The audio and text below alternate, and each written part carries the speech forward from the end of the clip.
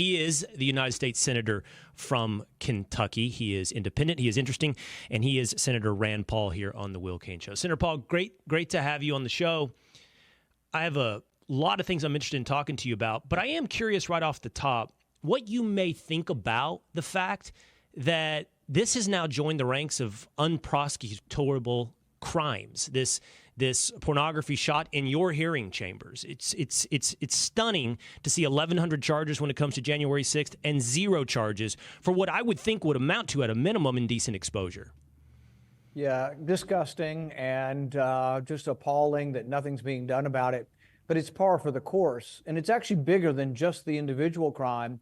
It's the idea that this Department of Justice looks at individuals and who they are supportive of, and what their philosophy is, what the shade of their ideology is, to determine whether or not to prosecute.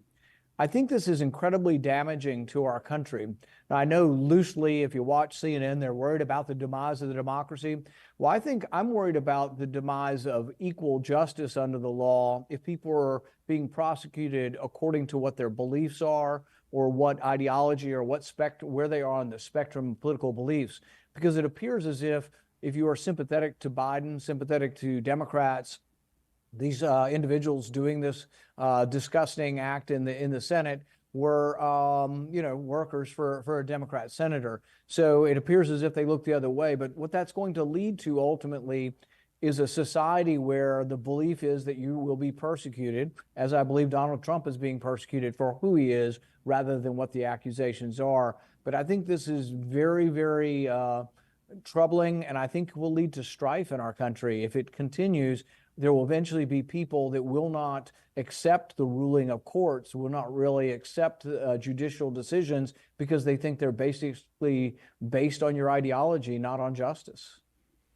I'm just curious on a personal level as well. Look, Senator, there's a lot of people that consider the nation's capital almost sacred. They place it in sort of our public gathering spaces that should never be defiled. We've heard this when it came to Bill Clinton in the White House. We heard it in regards to January 6th. You don't hear it as much as you would like when it comes to cocaine in the White House or this pornography in the Senate. I personally happen to believe that there are more sacrosanct public spaces. I think small town USA, Main Street, Town Square is a more accurate representation of the patriotism of America. But what I believe is beside the point. I'm just curious on a personal level what you think about the things that are happening within the nation's capital. Well, the thing is that I think without the grounding of being where I'm from a small town, Bowling Green, Kentucky, without actually going home and being grounded and being around the folks that I know and going to the grocery store, I think if I were up here all the time, you would lose a sense of touch with right and wrong. And I think there are people who do succumb to that. People used to refer to it as Potomac fever. They got up here and they lost sense of who they were or where they came from.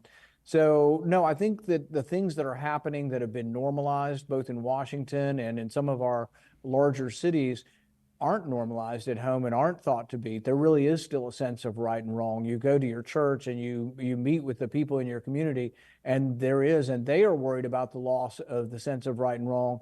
But it still exists, and it exists in small town America, across America. But I think if I were only here, it's easily to become jaded and to see just the side of society that really has no sense of virtue. Yesterday here on the Will Cain Show, I had Congressman Chip Roy, and my first question to the congressman was, hey, what issue do you think is the most important issue in America that no one is talking about? One of the things I really like about you, whether or not I agree every step of the way, is you seem to approach everything from a fairly independent streak. Whatever it is you think is important isn't necessarily what's right down the main alley of Washington, D.C.'s focus and priorities. So I kind of want to ask you that same question, like, what do you think is the most important issue no one's talking about? But you've also at times had aspirations for higher office. So if you actually had the power, if you were president, what is the issue that you would address on day one? I think the biggest threat to our country is the destruction of the currency, which goes hand in hand with debt. And I think both parties have been terrible at this. And I've been fairly ecumenical with my criticism that both Republicans and Democrats are responsible for the bankrupting of our country. But it's not just the bankrupting of the country, it's the acceleration of the accumulation of debt. We accumulated about $1 trillion worth of debt in the last 3 months. We have never, ever accumulated so much debt. About a third of the debt is bought by the Federal Reserve. When they do, they basically buy Treasury bills, but they buy it with money that's created. So the inflation, and many partisan Republicans call it Biden inflation. Sure, Biden deserves a lot of credit or blame for the inflation, but really $7.5 trillion worth of debt were accumulated under the Trump administration. The acquiescence to the lockdowns, the idea that we would send checks to people, all of that was creating new money, and it's bid up the stock market. But my concern is not for a gradual destruction of the dollar. My concern is that we could have a cataclysmic destruction of the dollar.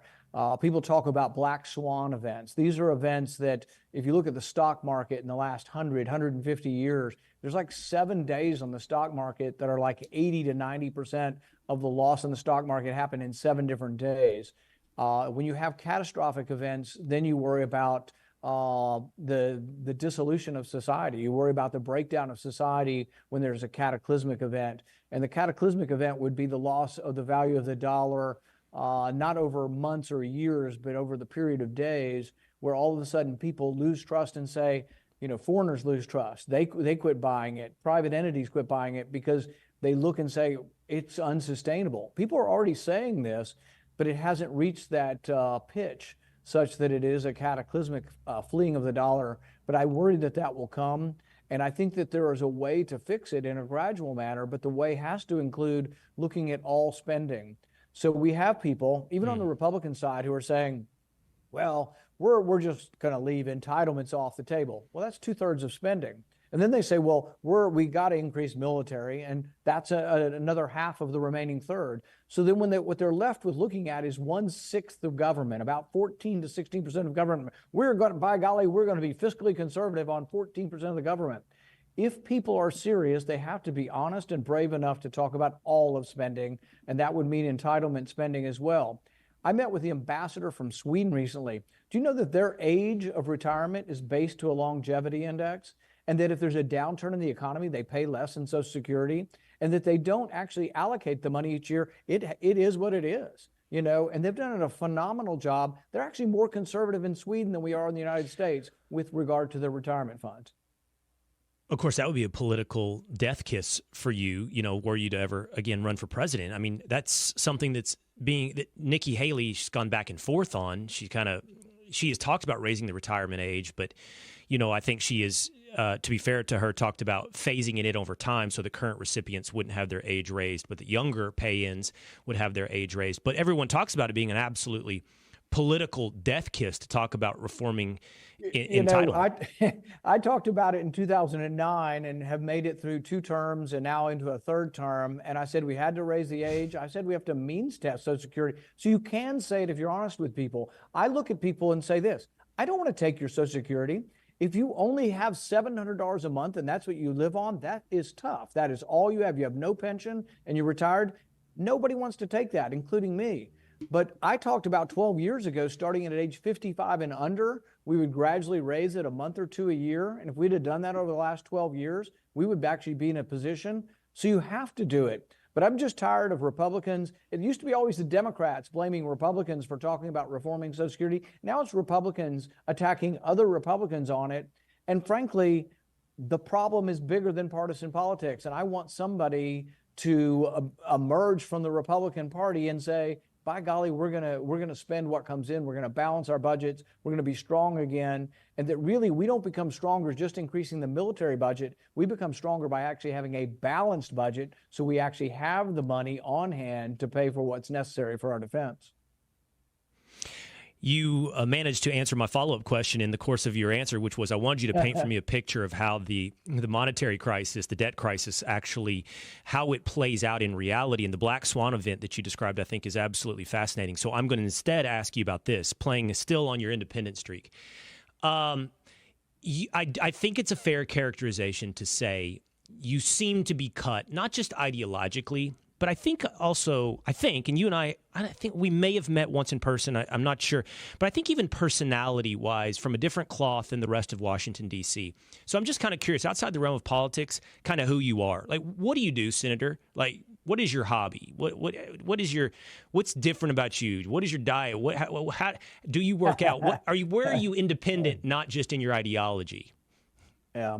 I think, people, it's funny, people talk about nature versus nurture. How did people become who they are? And I tell people in my case, it was probably both nature and nurture. I was born in, probably with an independent streak from my mother and father's families from an early age.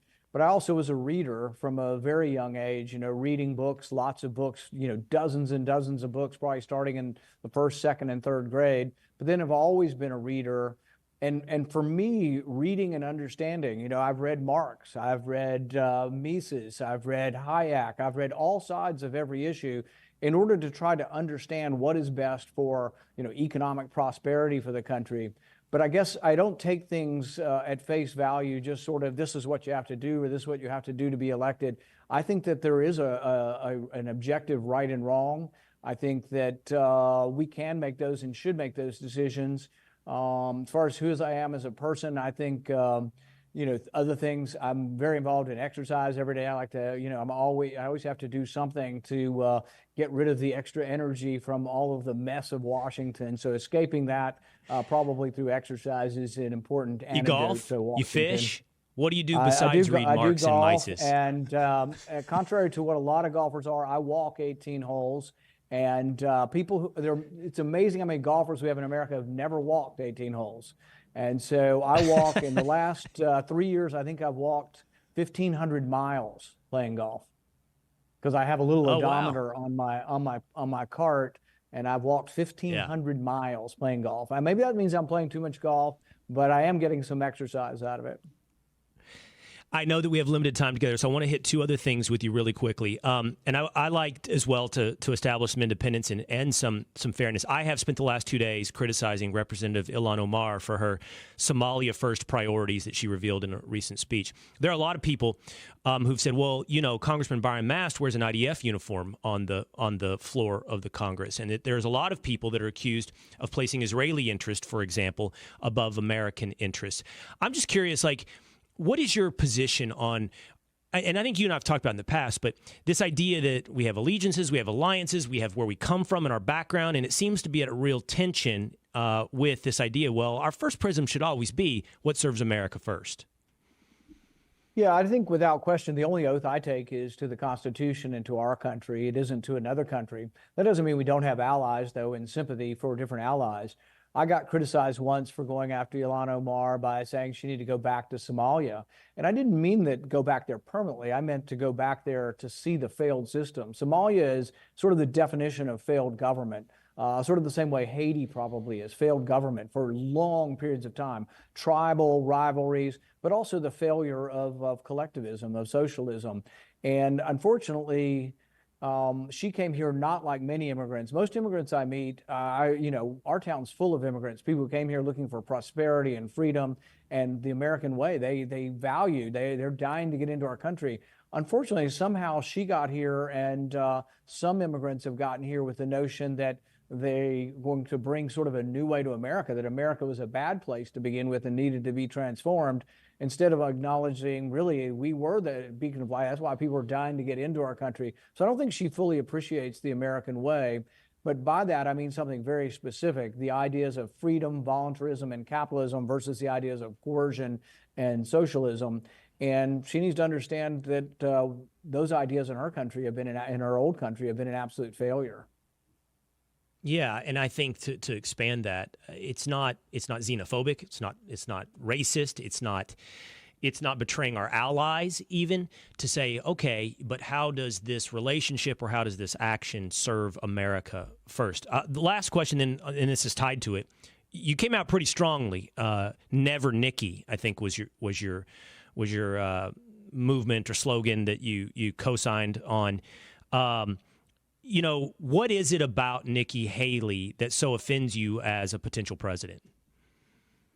I think it was important for people to see who the people she travels with, who are the ideas that she travels with, and her response to different world events. So her response recently, I think, has been very aggressive with the attack on the base in Jordan. Her response has been like, Lindsey Graham or John Cornyn, let's bomb Iran, basically, let's bomb Tehran.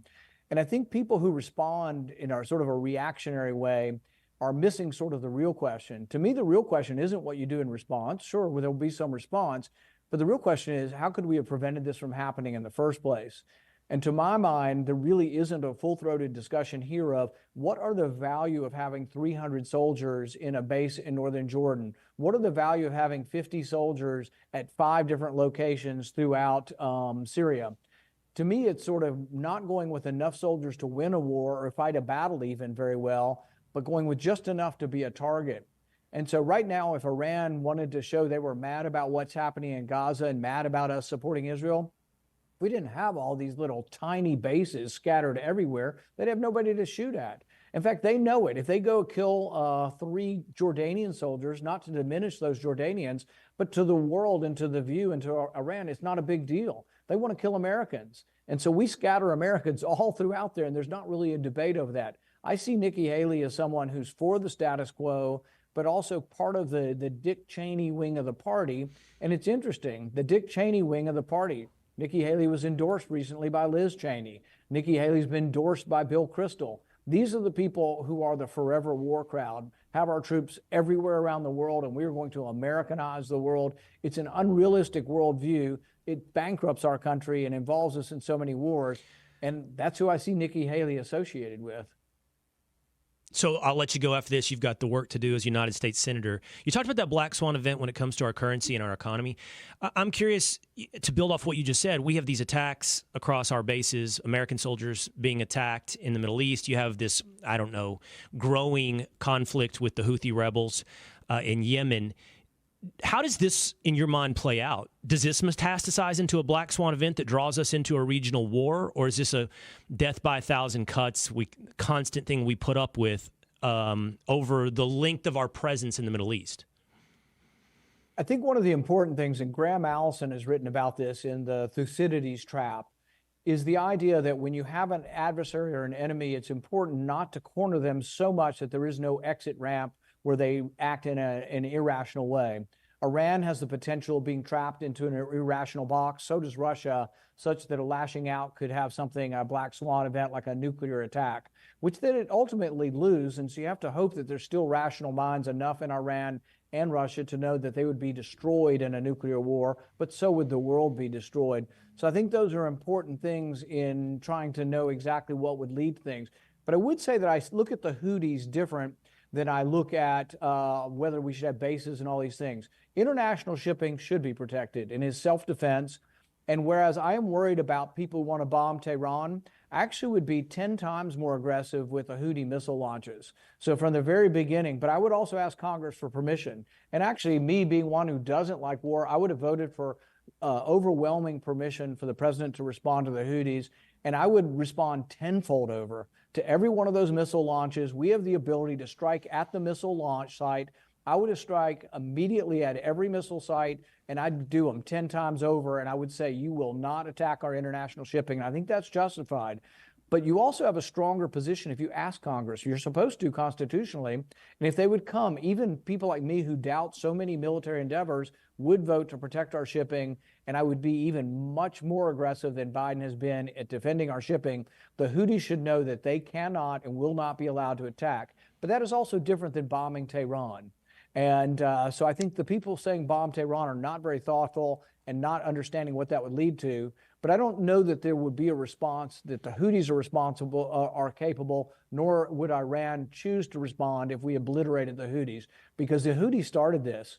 You know, I've been for getting out of their war for 10 years. I've been an advocate for neutrality in the war and for getting the Saudis out of Yemen.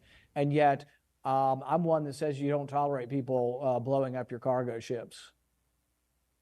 How principled, how quaint, how refreshing to hear congressional permission for military action, a congressional declaration of war. Who could have thought of it? Just our founders. Senator Rand Paul, thank you so much for your time today. It's been an enjoyable conversation. Thank you.